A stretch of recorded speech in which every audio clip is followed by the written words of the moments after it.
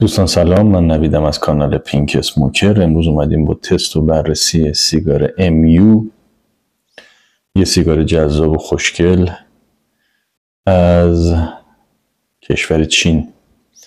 این سیگار توی جنوب کشور چین، جزیره ماکائو تولید میشه که یکی از تولید کننده های بزرگ تنباکویی که کل آسیا رو تقریبا پوشش داده و به اروپا هم صادر میکنه. محصولاتشو تو ایران زیاد معروف نیست، ولی خب خیلی دوست دارن این سیگار رو. خیلی هم درخواست داشتیم که این سیگار رو براشون تست بکنم.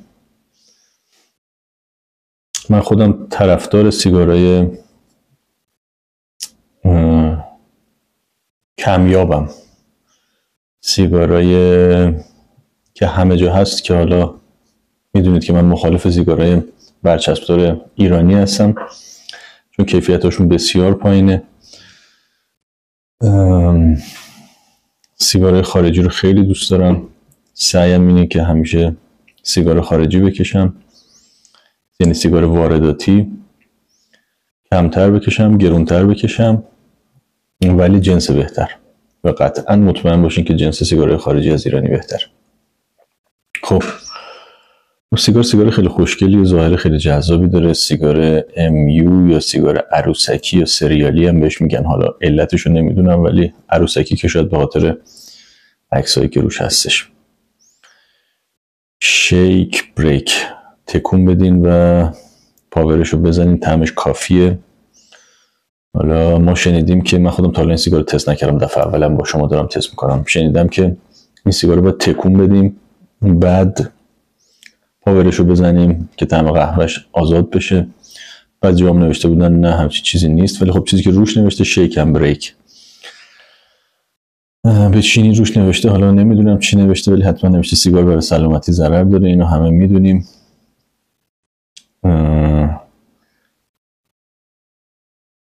قطران 7 میلی گرم، نیکوتین نیم میلی گرم و مونوکسید کربن 10 میلی گرم. احتمالاً باید به این صورت باشه، چون که چینی نوشته من متوجه نمیشم. حالا شاید هم برعکس باشه، ولی این نیم میلی گرمش که قطعا مال نیکوتینشه. 10 میلی گرم و 7 میلی گرم هم یکیش مونوکسید کربونه و یکیش هم قطرانشه. خب این سیگار تقلبی توش نیستش دیگه، سیگار اصله. کسی هم نمیاد این سیگار رو تو ایران تقلبیشو بزنه و بفروشه. هرچی هم روش نوشته چینی نوشته، حالا من نمیدونم روش چی نوشته. یه سری عکس عروسک و اینا هم پشتش هست و بارکدش و چیز خاص دیگه ای نداره.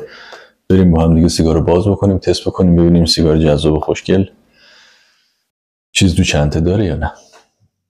خب قبل از اینکه سیگار رو باز بکنم یه توضیح بدم. یکی از دوستان برای من نوشته بودش که من 19 سالم و میخوام سیگار کشیدن رو شروع بکنم و چجوریه و شما چند وقت سیگار میکشین اینا. من به طور رسمی الان 45 سالمه، به طور رسمی نزدیک 30 ساله که سیگار میکشم.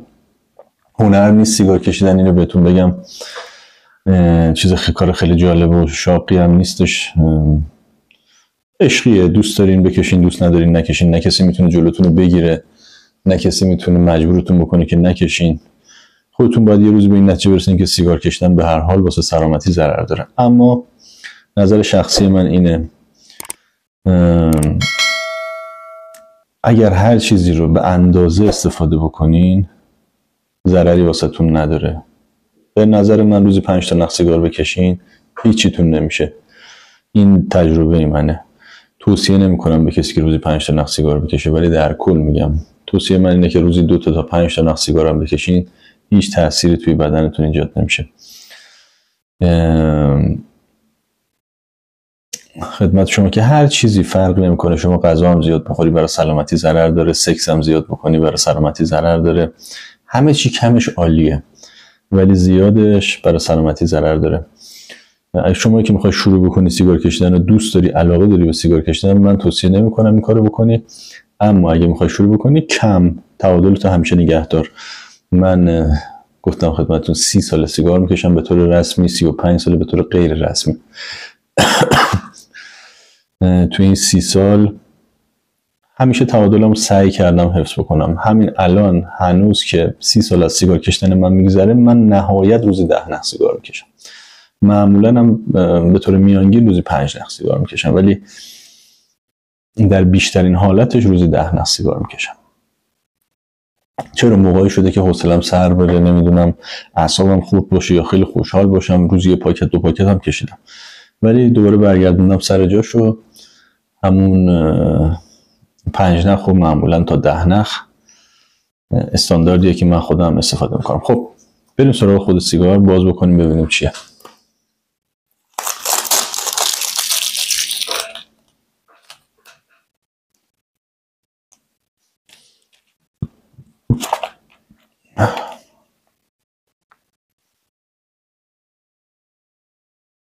شیک اند بریک، تکون بدین و بتره کنین. فیلترش باید فیلتر جالبی باشه، 2 تا معمولا باید فیلتر پنبه‌ای بالا و پایین باشه، وسطش هم یه دونه پاور باشه که همین الان که تکونش هم میدی صدای اون توپ وسطش که پاورشه میاد در واقع. خب در رو که باز کردیم، بوی حالا این قهوه زده ولی بیشتر بوی آدامس میده تا قهوه. حالا باید ببینیم وقتی پاورشو میتره کنیم چیه. زرورق چیز خاصی روش ننوشته، خودش جعبش هم که چیز خاصی نداره. بازش کنیم. خب بریم سراغ ظاهر سیگار.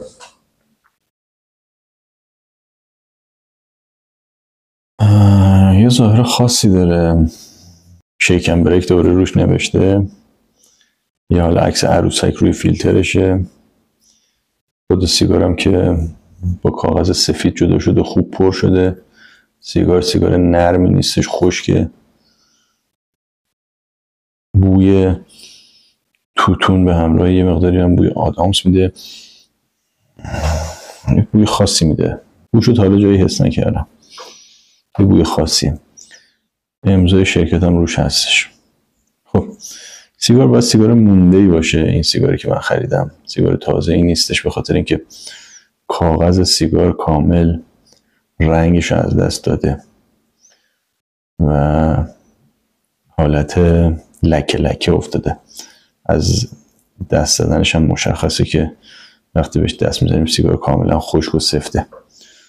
خب معمولا این سیگارا چون طرفدار نداره و تو ایران نمیشناسن، خیلی هم خرید نمیشه دیگه، به خاطر همین معمولا تو انبارا داخل ایران میمونه. خب حالا کاری نداریم با این چیزا. این نوع مونده شاید به ما خورده، تازه‌ش هم باید حتما باشه. بریم روشنش کنیم ببینیم چیه. خب مطابق معمول سیگار رو بدون کام گرفتن روشن میکنیم ببینیم کاغذش چجوری میسوزه.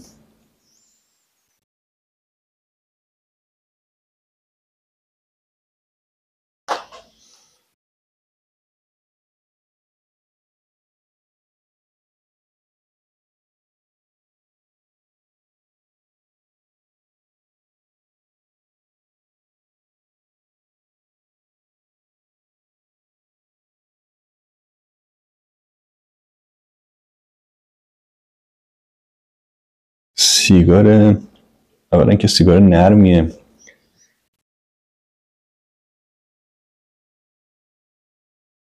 و یه طعم خاصی میده. هنوز من پاورشو نترکوندم ولی یه طعم توتون قدیمی میده.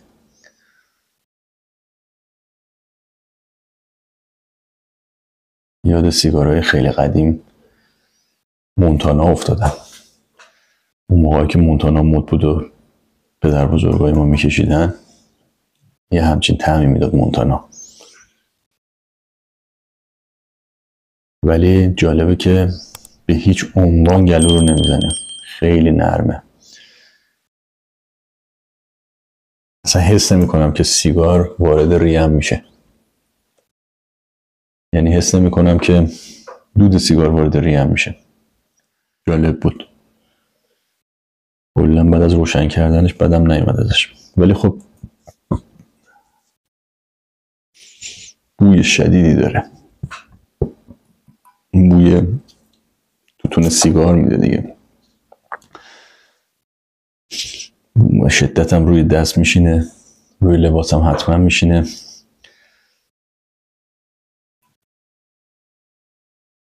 تکونش بدیم این توپ توش تکون میخوره. جالبه.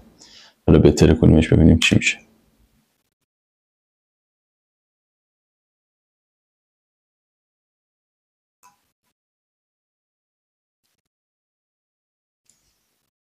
والا من طعم قهوه توش حس نکردم.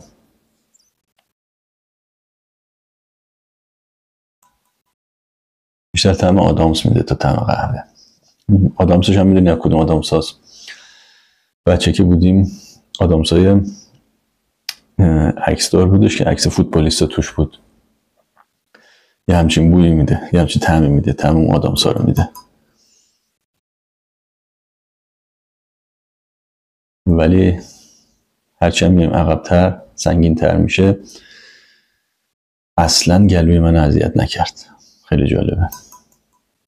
با اینکه سیگار خشکی و موندن باید باشه. آقا اینجوری بهتون بگم یه سیگار خاص اگه میخواین بکشین به درد استفاده روزمره شاید نخوره، با توجه به قیمتش از 70 تومان تا 140-50 تومان این سیگار معامله میشه. سیگار خاصه دیگه، کمیابه، کمه، دست کسی نمیبینین. اگه دنبال سیگار خاصین و مجلسی دارین، مهمونی دارین، پارتی دارین، جایی دارین که میخواین سیگار خاص بکشین، نشون بدین سیگار رو حالا این سیگار هستش، ولی خب بوی زیاد و دود زیادی هم باید داشته باشه. بله به شدت روی دستپوش میشینه. کسایی که دنبال بوی کم سیگار هستن این سیگار به دردشون نمیخوره. حالا فیلترش هم باز میکنیم با هم دیگه چک میکنیم ببینیم فیلترش چی هست.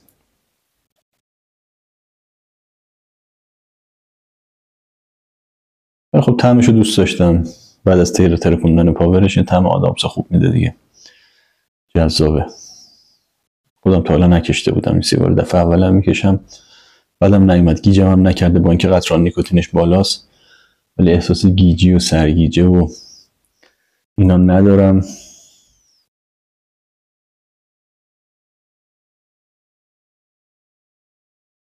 طعمشو دوست دارم. طعم خوبی میده.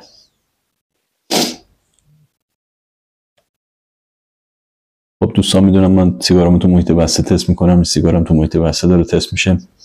چند دقیقه از محیط بسته میریم بیرون و برمیگردیم ببینیم بو توی محیط چجوریه. قطعا باید بوی زیادی داشته باشه و اذیت کننده.